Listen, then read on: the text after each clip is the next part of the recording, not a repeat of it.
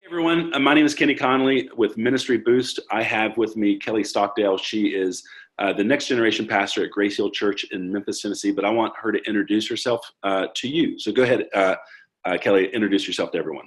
Yeah, so I'm Kelly Stockdale, and like Kenny said, I'm the next gen pastor here at Grace Hill Church. I am from Memphis, Tennessee originally, and our church is in the suburbs of Memphis, and so we serve in Collierville, Tennessee. I have four kiddos. They range from eighth grade, sixth grade, third grade, and then a 5-year-old. And then my husband is also in ministry, and we serve together. Awesome. Now, I know you have been in ministry for a long time. You've served at large churches and you've served in small churches. And right now you are leading in a small church. And so I want you to share three ministry boosts, three things that have helped you get ahead or be successful in ministry, specific to the context of leading in a small church. Yeah, so I would say the first idea I have is that create a leadership team.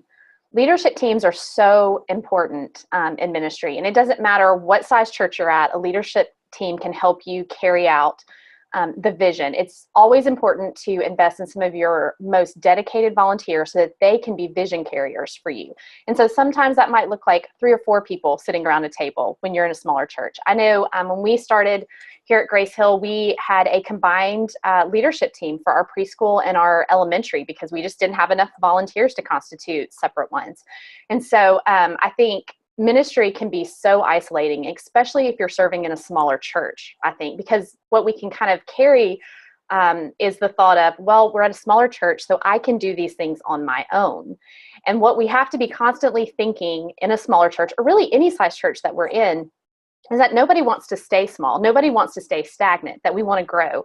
And so we want to structure ourselves to grow. And so one of the best ways that we can do that is that we can invest in people who can help come alongside us and serve with us and be vision carriers. When we have leadership team meetings, we're evaluating everything. It's great to have fresh eyes on something. And I think when you feel sort of isolated and maybe like you're doing ministry alone, you look at your ministries and sometimes you think, oh, it's fine, it's great, but fresh eyes on it is so important. And so there's evaluation time, there's planning time. These are people that can come alongside you and help you coach your other volunteers even. And so what you're doing, even though you're in a smaller church, is that you're constantly setting yourself up to be structured for when you do grow. One of the other ideas that we implemented at Grace Hill was with our kids ministry is that I would challenge people to rethink how they structure their volunteer scheduling for kids ministry.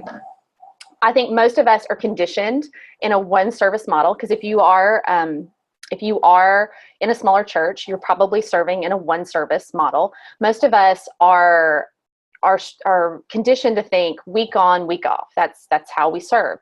And I don't know about you, but when I've had to schedule week on, week off people, it has been a scheduling nightmare trying to keep up with who's on this week, who's off this week, who's on vacation this week. Okay, do we need a sub? Are they switching weeks? It just can get really confusing.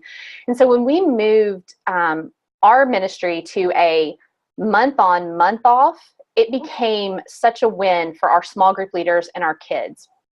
We were able to see small group leaders really rise up and own a whole month worth of curriculum, which was really helpful. And they were able to switch months if they wanted to because they had another partner.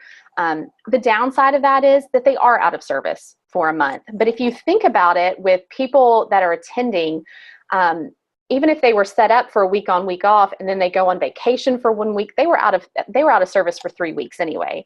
And so sliding into a month on, month off helped us create more of a team environment.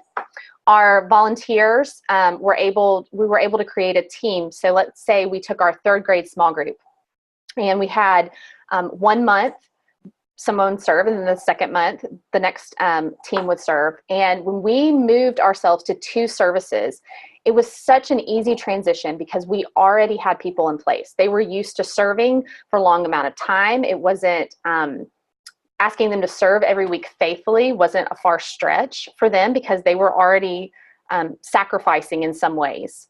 And so that for us was really a game changer as far as creating buy-in for our small group leaders, and then creating some consistent faces for our kids and parents as they came in. And then the last idea I have for you is make large group a priority in your smaller churches.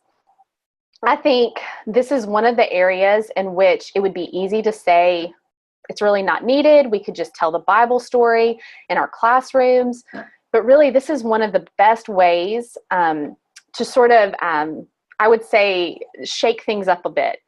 To get kids moving. I think we create better small groups when we have large group experiences. And so I would say if you think space is an issue, you can do a large group anywhere. You can make that part of your classroom. One of the things that we did when we were just launching our church plant is that we had to take part of our classroom and turn it into a large group space. So we just went in to the corner of the classroom and made a little stage there in the corner and hung a TV right there and put some pallet wood on the walls to make it kind of resemble a clubhouse. There's inexpensive, cheap ways to take a classroom and make it into a large group space. Right now, we do our large group space in our hallway. We kind of have a big square hallway. And so we've taken part of that space and we've made it a large group space. And it just helps kids and small group leaders and parents really value small group when they're able to move out into a large group time. I know that one of the biggest sort of barriers is thinking, I don't have the talent to do a large group. Well, I can tell you that talent doesn't matter because I've done large group before and I still have to fill in. And I sometimes look at the crazy dance moves of some of these worship videos and I think, okay, how in the world am I going to do this? But here's the thing, kids don't care. Kids don't care at all about the talent that you have. And so the great thing is that there's so many resources out there where you can show those videos that have the dance moves. You don't have to be a good singer. You can play some really awesome Bible story videos. So you don't have to be the super talented person when there's so many great resources out there to do it and that the kids really love. Kelly, those are amazing. Thank you so much. Very encouraging. I think oftentimes people that are in smaller churches maybe feel discouraged because so many of the resources are pointed toward larger churches and such. So great insight on those things. Thank you so much. Hopefully that helps a lot of people. Thank you all. Awesome. Thanks.